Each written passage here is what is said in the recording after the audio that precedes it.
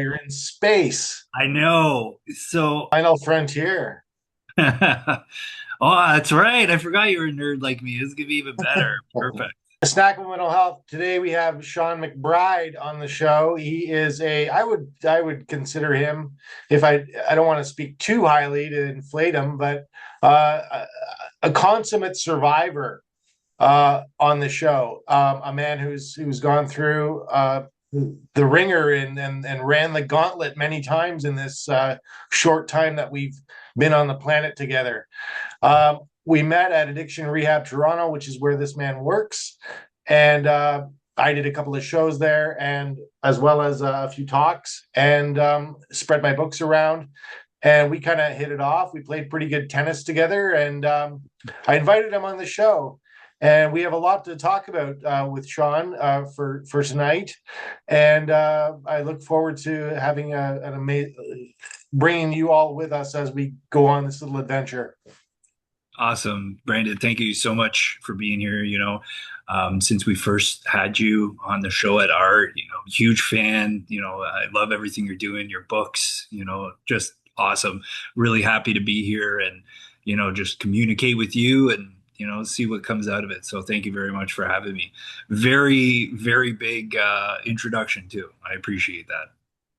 I mean, where do we start though? I mean, do you want to start from rock bottom and then work our way Yeah. up, or like because I can tell you that through my own experience, the way you brought up your trying times, as far as hitting rock bottom with emotional burnout and substance use, that I'm pretty much that I see it exactly the way you do. And yeah, so hitting rock bottom for me, and you described it as digging in an even deeper basement into rock bottom. And I've said that a few times about what I've gone through. Do you want to start with your ride and how you became this? I would say I look up to you as a success story. So yeah. I appreciate that. I don't know that anybody should look up to me, but I do appreciate the sentiment. Yeah, really. So really for me, it was years and years of putting on the mask, really, and just kind of telling myself all the time, everything's fine, I'm good. My marijuana use became more and more, and I didn't realize how much I was running from feelings, not really honoring myself, constantly pouring from an empty cup. And then finally, 2 years ago, it all caught up with me. I had a complete breakdown. Some would say stress related burnout. Yet others might say Kundalini awakening. I have no idea. Wow. Yes, absolutely. Yeah. But for me, it was really for the first time in my life where I felt out of control. I remember the day very vividly, that it all happened. An actual moment. Yeah, Wow. absolutely. And even now, reflecting on it, I have a pretty good third person perspective on it. But I remember feeling like I was like behind my own head, like switching from a first person to a third person view in a video game, You were essentially. watching yourself.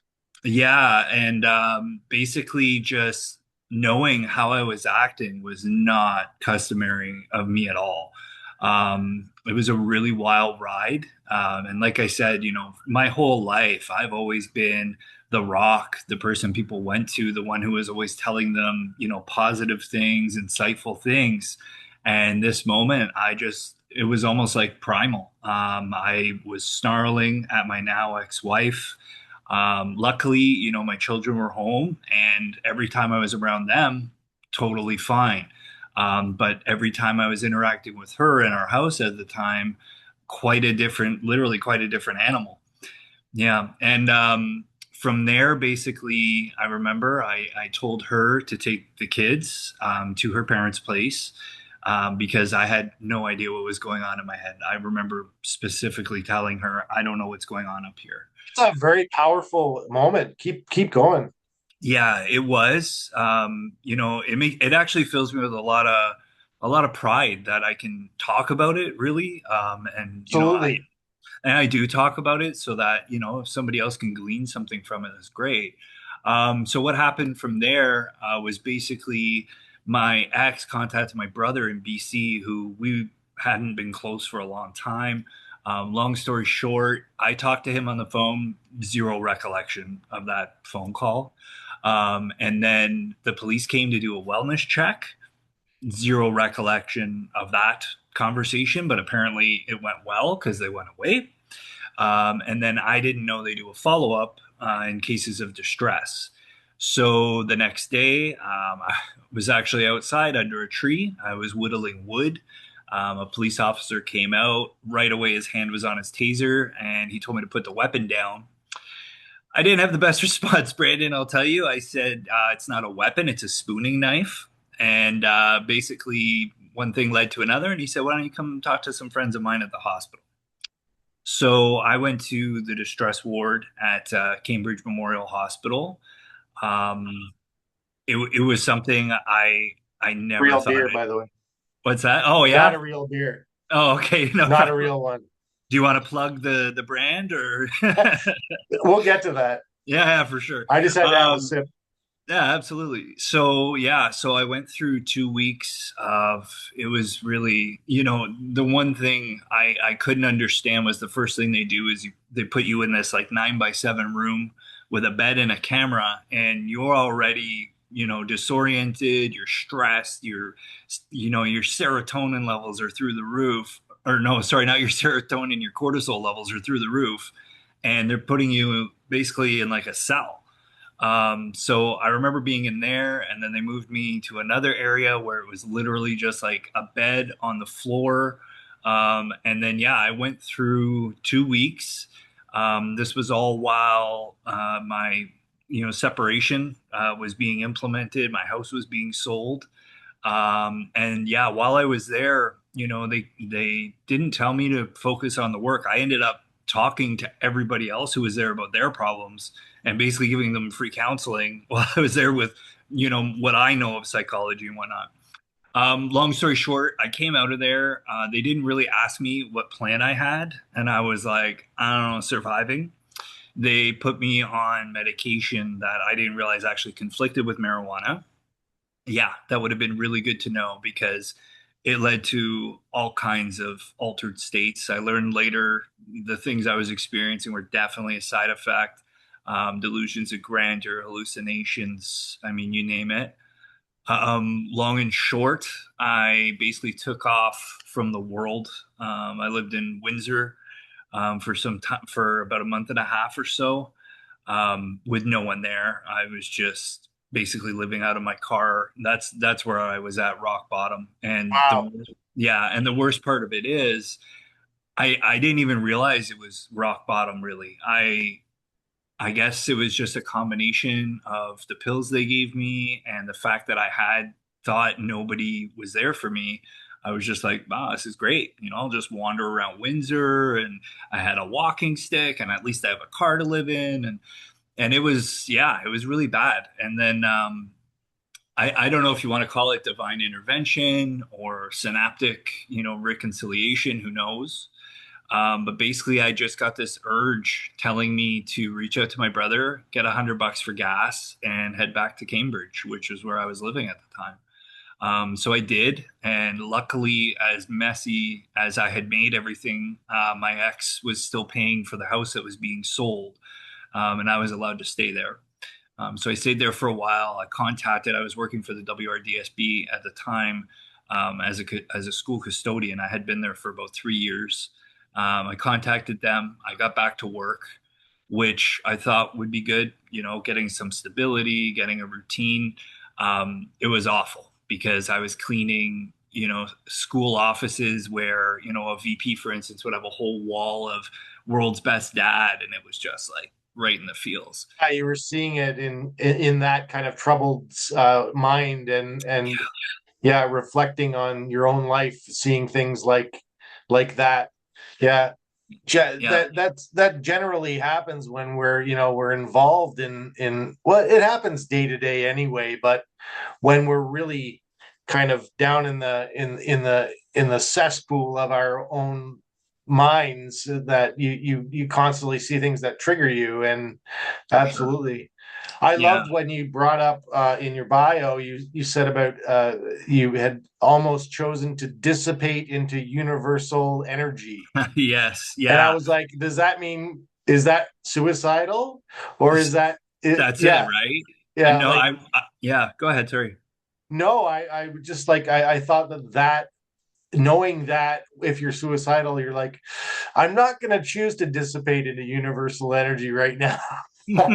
And believe me, I've been down that road too, but I never heard it put that way. So I was like, man, that's a good way to kind of talk yourself out of it. Yeah, because I did have times where I was like, I can't handle this. I can't keep, I have no reason to keep going.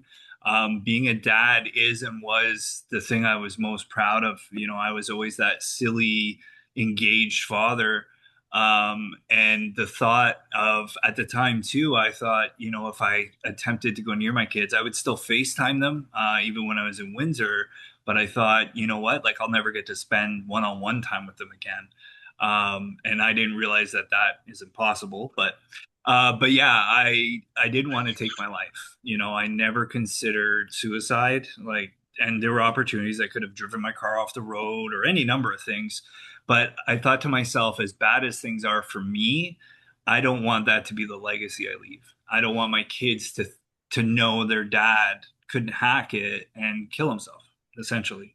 That's Um, very powerful thinking. yeah, yeah. But what would happen is I would go to bed and, I would talk to my higher power or God or whatever you want to call it. And I would just say, listen, man, if I go tonight, cool. At least I didn't do it to myself. Whatever. Heart attack, aneurysm, I'm cool. Let's roll. Let's see what's next. And I had come to terms with it. And it's kind of interesting actually talking to you about it now. Only now do I realize that that kind of brought its own power with it. Because I realize now, like, as opposed to wanting death, now I appreciate life, and that was a really hard kind of turning point to come to because for so long, when you're thrust into this reality that you never would have asked for, you never would have seen coming, I thought I was going to be unhappily married for years. That's really what I thought. But I came to a point where I'm like, no, you know what? I don't want to die anymore, but I don't want to live. And only up until, maybe 6, 7 months ago, have I gotten to the point where I'm like, no, now I'm going to rebuild. I'm going to live my best life. I'm going to dig in. And it sounds almost cliche or, Oh, it's nihilist. just, but like, that's amazing. But what was that aha moment? Where did that happen? How did you just say it? Like, you made that conscious decision to rebuild? Like, is Yeah. that, I think it was just, as weird as it sounds, I was too cowardly to take my own life. I couldn't even imagine it. And then the other side of it was whereas just, other people would see that taking your own life is cowardly. You were too cowardly not to take your own life. That's kind of a weird, yeah, because yeah, believe me, yeah, for sure. and that's the thing. And then with my kids, that was really what kept me going. To be honest, there were so many times, no matter how low I got, I just told myself, I'm like, do it for them. The old Homer Simpson, do it for her, right? Like, and it was Lisa just, needs braces. yeah, exactly. Dental plan, exactly. And that's the thing, right? Like they just kept me going. And then, now, I've reconnected with my mother, who, had been estranged from me for about 12 years. We didn't talk. My brother as well, I hold no animosity towards him for calling the police. He was just trying to be helpful. And yeah, it's been a real transformation.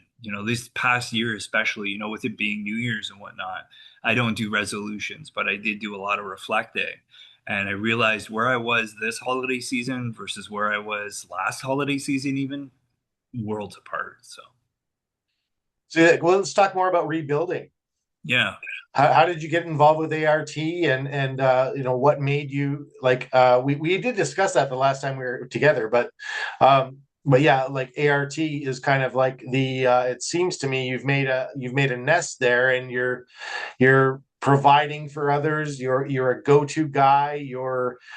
You've made this, and don't belittle it by any means, but it's only been 2 years, so you've come a long way in 2 years. Thanks. It's I appreciate you saying that, but really for me, it's almost like I look at it, yeah, I know absolutely. You know, I've seen so many studies of people 15, 20 years later that are still struggling. For me, it's almost like, I'm 30 years in, and I still have really bad days. oh, I'd be surprised more to find a study on people who don't have bad days. If you don't, That you would know, be weird. Yeah, yeah, I I feel never like, have a bad day, yeah, Sean. Yeah, right? I'm always Or at the top of my game. Yeah. yeah, or like if someone's always like a 9 out of 10 happy positive, I feel like there's something wrong there too, right? Like I feel like in society now, I don't think there's anybody who doesn't have at least an idiosyncrasy or some kind of, deep-seated pet peeve or something. I think we're all on the spectrum. But with art in particular, it was kind of interesting how it came about. So I had moved back to Toronto, deciding, you know what, my kids are here. Why am I still sticking to this job? And don't get me wrong, it was a good job, government job. Being a custodian, though, and being reminded of these things was just one facet. For me, I'm a very neural person, a very creative person. And to just be, cleaning kid pee all day, I knew I was providing a service and I felt good, but I was constantly, even before everything happened, going, what am I doing? Like, I'm a talker, I'm a thinker. I shouldn't be just cleaning toilets, essentially. So I ended up moving here with really, nothing other than, a couple bags of clothes and whatnot. And when I came here, I didn't work like flat out. There was 8 months where I was just irreconcilable. I was, crying on the couch. I was just an absolute mess and constantly second guessing, like, did I just make my life worse? Did I just leave the one possible strong foothold to, leap just because my children are here? And of course, my ex, she was telling me, why would you give up that job? The kids need benefits. Like you said, Lisa needs braces.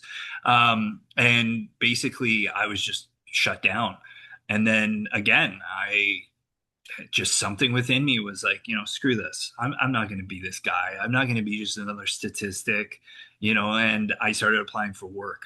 I ended up working before art. I was working at a place selling tactical supplies, which was interesting, selling holsters. Rambo knives. Oh yeah, Rambo knives, disclosed holsters. I mean, you name it. I was dealing with police, which was funny too because because of what happened to me, I did A have. total switch. Yeah, for sure. Yeah, and I was like, the second I'd see a Was taser, I'm anybody like, worried ah, about you? Did you yeah, bring your exactly, own right. pruning knife? Yeah, luckily they screened me, and I had to get approval from the police that I was safe. So that was kind of reassuring. But yeah, every time I saw a taser, there was a twinge of PTSD that went through me. So I worked there for a while, and it just wasn't a good fit. And then it was funny because right before art, I actually applied to work at a pickleball warehouse of all places. It's And funny. yeah, and I walked into the interview. I was in a three-piece suit because why not? It's a job interview. And I sat down. There's someone sleeping on a chair. She's telling me about the job, and I'm just like, no, this is. I'd rather be unemployed than do something that is yet again going to make me feel like, what am I doing here? A Um, soul destroying job for somebody that has such a creative kind of, yeah, a different yeah, mindset. Yeah, for sure. yeah, exactly. And like she was even describing like doing inventory, and I was like, oh my goodness, like no. And so, anyways, I went home. It was right around my birthday. And I went out for an espresso with my friend who actually lives in the same building as me, luckily. And I told him, I said, you know what? I said, I'm done. I said, and he goes, oh, he goes, are you like giving up again? Like, are you feeling depressed? And I said, no, like, I'm done holding on. I'm done trying to effort to push matter through matter is stupid. I said, I'm done. Just going to let go. Whatever happens, happens. Next thing I know, I make two new friends, out of nowhere. And then an old friend of mine, Carby, who I work with now, messages me, and we had been in brief communication. And one thing he always told me was, "I got you." no matter what. Whenever I could call him sobbing after not talking for like a year, and Oh, he'd tell awesome me, when champions find champions and right? everybody needs to kind of like yeah, and you've got a guy that's going to open a door for you, and it did happen for you, which is so amazing. And the amazing part too is we had worked previously 15 years ago at Rogers. That's how we met, and we had just brief interactions over the years. And then I'll never forget. It was literally the day after I went out for that coffee and decided to give up. He messages me out of nowhere, and he's like, "Hey, I never really told you what I'm doing. I'm at marketing at this addiction rehab place. Why don't you come in and talk to the owners?" And I wasn't going to. And then sure enough, he messaged me, "I got you, come." I was like, all right, cool. So sure enough, I met with the owners, and it was probably the funniest interview of my life. I went in again with a three-piece suit. They asked a bunch of questions. They're like, how are you with PowerPoint? I said, terrible. They said, how are you with Excel? I said, terrible. And then I told them, I said, but I'm good at connecting with people. I have, a real go-getter attitude. I'm good at writing blogs. So initially, they hired me just to write blogs and contribute to the social media aspect. Within about a month and a half, I saw though, I come from an extensive sales training and sales background. I probably have about 12 to 14 years in that field. And I noticed there was no real method for getting people to see the light of art and to see the benefit of, spending the money to come to a private rehab. And so I stepped up and I said, hey guys, I said, I could really help with this. So then I started doing marketing and I guess you call it sales. And then on top of it, I was like, and you need someone to relay information to you. So I started calling myself the executive liaison, and nobody had a problem with it. And so that's basically what I do now. You Um, invented the title for yourself, which is I awesome. invented, yeah, exactly. I was like, I'm liaising, and I'm with the executives, executive liaison, and it sounds kind of cool. But yeah, so long and short of it, I mean, that's really where I thrive now. Is I really like outreach. Like I listen and talk to clients all the time and potential clients. Even if they can't come into art, I always put them in the right direction. And art Um, again, sorry, art again is Addiction Rehab Toronto. Addiction Rehab Toronto. Yeah. Sorry, I'm so used to saying it. Yeah. And then the other side of it too is, like planning events, like massive charity driven events. And then again, also working with Carby. I mean, he's really, He's so cool. He's just really yeah. And chill. that's He's just a chill guy. exactly. And he's like you and me and so many people, is that we just have it in us that that's our path to interact with and help as many people as we can to, not only, it's not even about mental wellness or recovery. For me, it's about just seeing that person that's been living inside you and bringing them to fruition, whatever that looks like. I like yeah, it's kind of a bit of buzzword for the last long while is being your authentic self is so Exactly. important these days, regardless of your occupation, regardless of your social media status or all that kind of stuff, is just being authentically and apologetically yourself. I like to And say just, and sorry. I just, like to say sorry for who I am because I'm just like, you know what, yeah. I really apologize if that's how you perceived me, but like yeah, that's just being authentic about your life, really.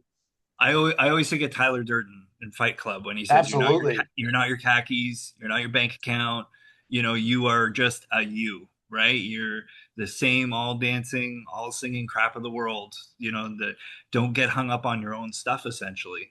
And Yeah. that's really it. I always default to. I grew up at Jane and Lawrence, not the best neighborhood, and we were okay. We weren't terrible. We weren't fantastic, but one thing my mom always made sure of, she always told me, hold your head high, but never look down your nose at anybody. And that's really what it was. When I was living in Windsor, I mean, I talked to homeless people, I talked to people doing questionable things just to survive. And, the insight I got from it was at the end of the day, we're all just doing our best. Everybody's got something, like whether it's the rich kid in Beverly Hills getting his frappuccino made wrong, or the guy who just lost, his entire company because he trusted someone. We all have stuff going on, and the more we try to cross those bridges and just, extend our hands to one another, it's really just realizing that we are all way more connected. You know, I'm for so me, happy that yeah, you've turned it all around and that you found like exactly where you need to be, which is rare for what, a lot of people are trapped in, whether it be blue collar jobs or a white collar job they hate or whatever. And yeah, I find the same, Sean. I find the same. I know what path I'm on now, but I realize that I can't go back without to that kind of sense of traditional employment anymore. I need something that actually where I can feel like I'm a part of something bigger, and yeah, like there's so much going on in this cranium of mine that I'm like, you know what? Let's start up Snackable Mental Health. Let's go take film school. yeah, it's awesome. Let's have a vanity website and increase the brand of Brandon on. And yeah, and whenever I meet, like, we immediately hit it off the first time we met. We've seen each other a couple times since then. Yeah, And what you did with the first time I saw you, you brought up uh, a notion people are passing around these days more than ever is that nobody is coming to save you, and after you realize that, you hit a notion or a universe of clarity. And I'd love you to explain clarity in your own words. clarity. Yeah.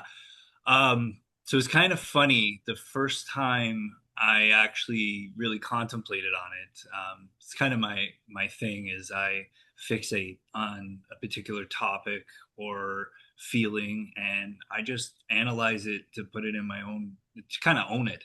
I was actually sweeping the floors of a high school. It was right before summer break, and I was literally sweeping, and there was all this garbage, and it was almost poetic, but there was literally, it was in a science class, and the word clarity was on a piece of paper probably about the size of a fortune cookie, and it was there amongst all this clutter. And it was wild because I cleaned thousands of pounds of garbage over my 3-year career, and to see the word clarity, and the piece of paper was perfectly clean, and it was sitting amongst all this rubbish, and it was just like, it just It's a hit me. poetic moment. It was, right? And it was like, it really hit me hard. Even now, talking about it gave me chills. And clarity to me, I think a lot of people think it means the removal of every external thought, every external process, and just having a beam of focus. And I guess that is the traditional, definition of it. For me, though, clarity is actually the opposite. It's incorporating the macro and having everything flood in, but having all of that make it come to one point, if that makes any sense.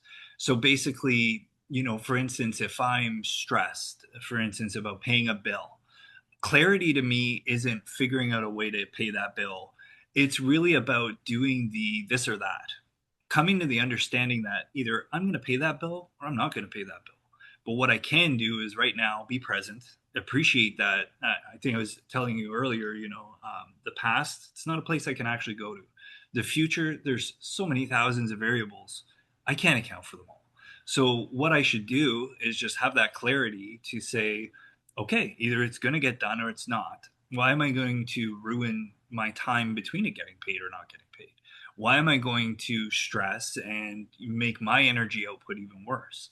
I don't know if I mentioned this. I'm really big. I'm actually a Reiki master. I'm big on crystals, and I'm also big on quantum science.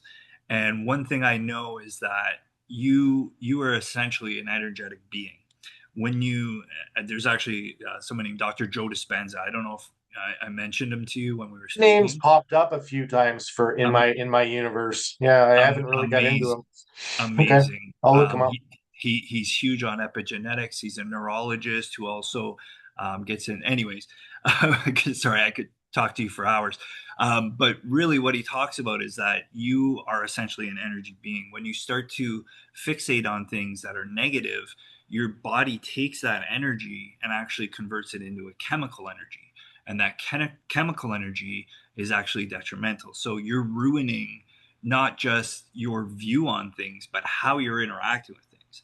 And it's very true. If you get your coffee made wrong in the morning, you have two choices. You can either just be like, sucky coffee, or you can let it ruin your entire mood. And then it snowballs, right? Because you start to. Thoughts are things. Whatever you focus on grows, right? Exactly, exactly. So, I had big trouble with that thinking because I went before I really honed and I'm still honing it, but thoughts are things, whatever you focus on grows.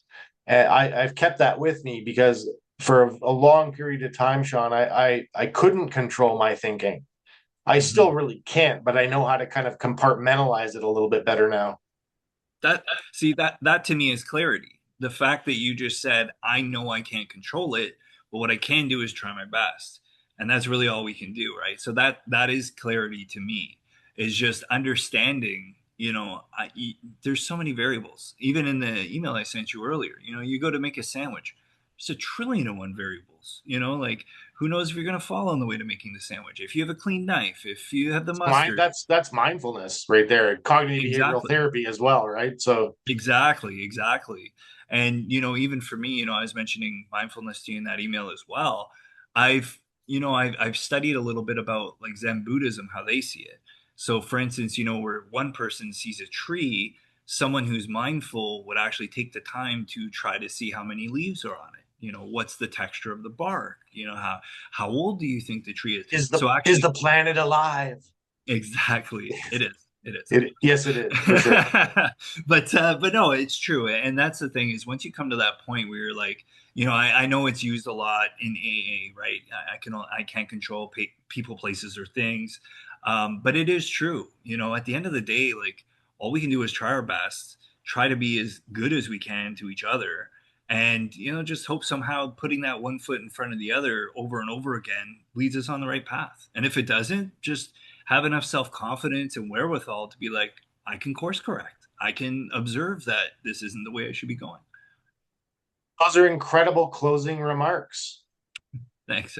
I really like, yeah, we got to do this. Like I'm inviting past guests on in a 6 month time frame. Awesome. I really enjoyed this, but I'm going to cut it off with the Snackable Mental Health podcast tonight. But we are going to edit this, and we're going to take the good chunks of it out. And I think the whole last half hour has been absolutely incredible, Sean.